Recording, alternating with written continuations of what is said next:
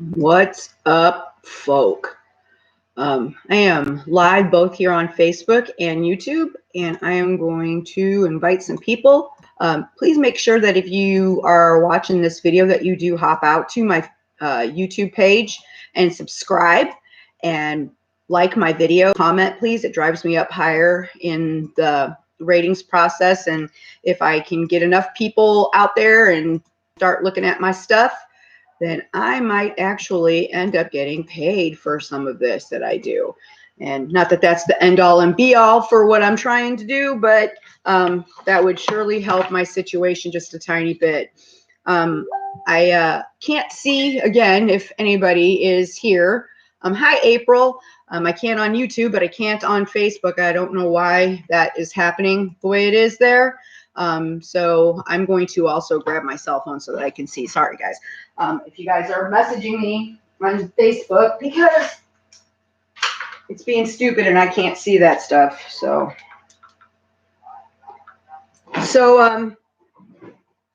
let me just get that started, and then we'll go from there.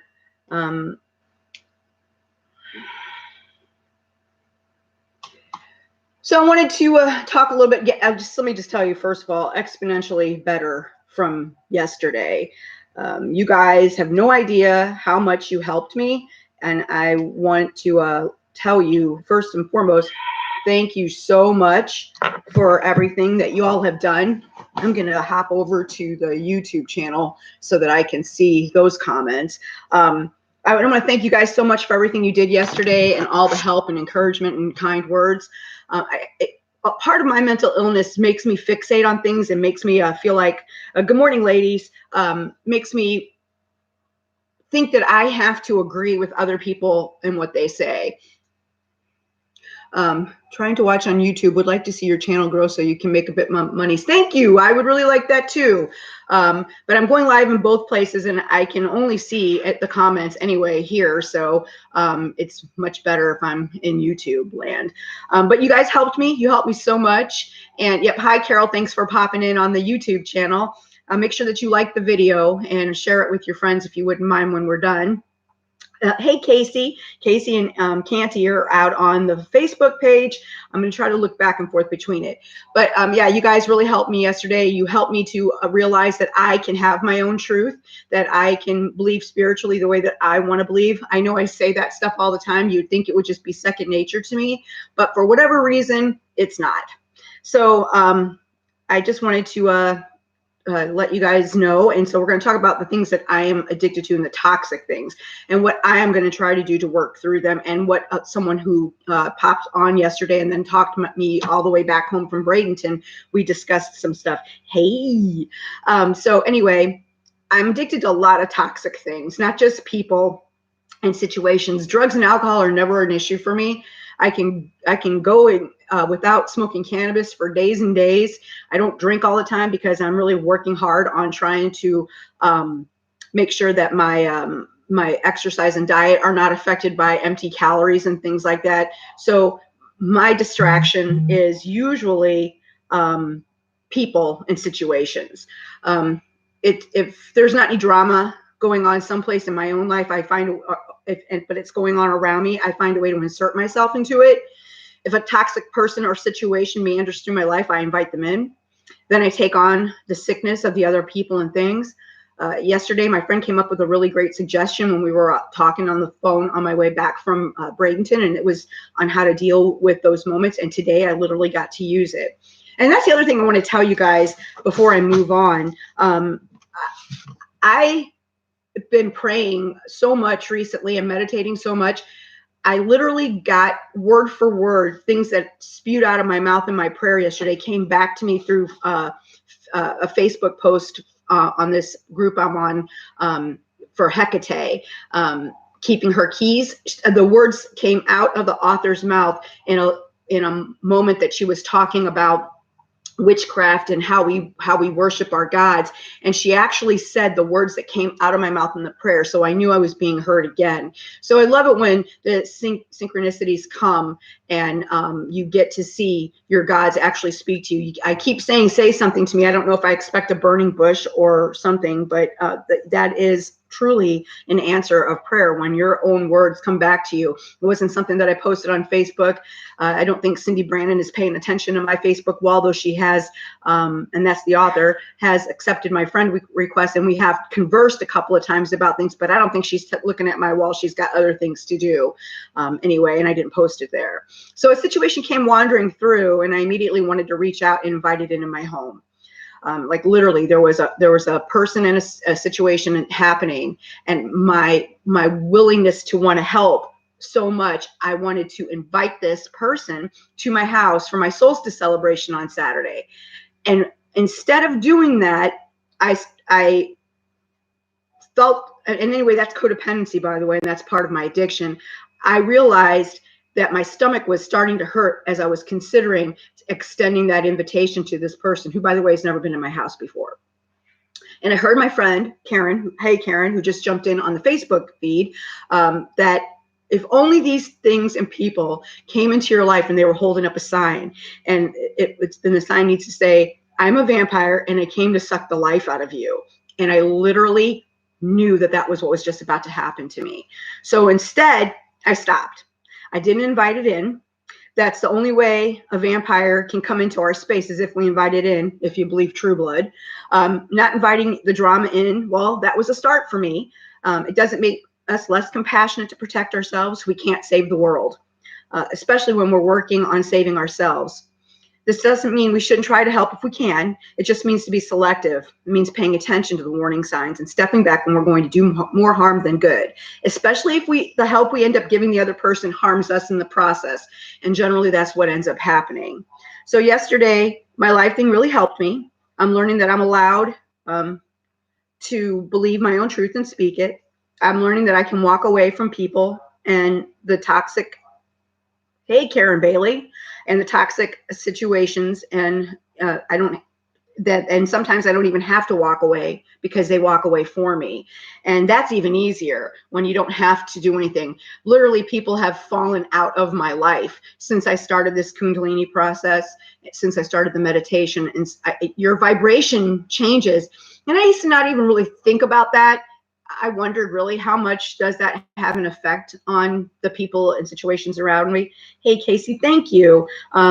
It was an eye-opening experience this morning to see that stuff come full circle. And I'm really, really grateful that I got a chance with that lesson right away to put that into practice. I think that the way that I am, like I've told you guys before, I sort of fly above the radar or the grass a little bit, and I see what's going on, but I don't really pay close enough attention. So sometimes the lessons come and then they're gone really fast and they don't stick. But I think this one is going to stick because I really and truly felt it in my stomach, and I paid attention to that gut feeling that we've talked about so many times before. And I said, nope, not today. As bad as I felt for what I saw happening in front of me, I did reach out to somebody who I knew the situation and said, there's an issue, Houston, and maybe you can step in and do something. But I didn't try. I wanted to so badly, but I didn't. So that was huge for me, because I would have just taken that on. It would have been a distraction. And in the recovery process, a distraction is not what you need. You need to be fully present in your life and fully present in what's happening with you, and not so much with what's going on around you. And I've always wanted to be a fixer, because I guess I came from a toxic situation, and with my parents, and you can't, people have to be willing to see the ick and then address the ick. And if they're not, there's nobody around them that's going to be able to help them. And I know that because until I wanted to see it, I couldn't see it in myself. I kept wondering why all this shit always kept coming in and out of my life, why I ended up with people that, would use me and act like they liked me and cared about me, only to just end up ultimately, being an ass and fucking me over in some way, either mentally, physically, or spiritually. I'm just done with that. And I think for the rest of my life, however long that is, and hopefully it's a really long time, I really need to pick people or be around people that are helping me grow, that are encouraging me to do good things and to become the best version of myself, whatever that means for me. I'm not really sure what that is, but I'll figure it out. Casey says, you're starting to get grounded. Yeah. Thinking about what I went through for the last 57 years until yesterday, when that process stopped, with the whole just thinking about my own mortality over and over again, to a place where I couldn't live. I was so stuck in the fear of nothingness after my death, instead of paying attention to my life and what I know to be true about an afterlife. And I do know it to be true. And I do know it really happened. In April, yesterday, was so sweet to come along and tell me, yeah, your mother definitely spoke to you. You know, believe what happened to you, because it was true. It really happened to you. And I don't have to accept other people's versions of what my life is. I don't have to accept other people's belief or disbelief in what a spiritual practice is, or if there's a God or not a God. If that works for other people, I can let them have that, and I don't have to take that on. I don't have to take on other people's toxicity. I don't have to take on the sickness of my parents. I don't have to take on even the sickness that was and is still a part of my life. I don't have to dwell on that shit and continue to think that that's what my life is and what I deserve. I don't have to think that I deserve to live in poverty. And I'm sorry, like, I just lost you guys again. That really bothers me. Oh, let me just see. Oh gosh, let me go back out there. I'm going to restart that. Facebook has been dumping my ass off so often. I'm still live on YouTube, just so you know. Got booted off of here, but I'm so glad I could see that shit when I'm on my Facebook thing. I don't know what the deal is with my I'm even at a different place. Like, that happened yesterday at yeah, I know. I just let me just invite some more people back in. I had a little issue on Facebook. I don't know why that happens, you guys. I really don't get it. Is it? Patrick's having issues on Facebook as well. That's why I'm trying to get you guys to come over to the YouTube channel. Come over to the YouTube channel. That's where I'm at.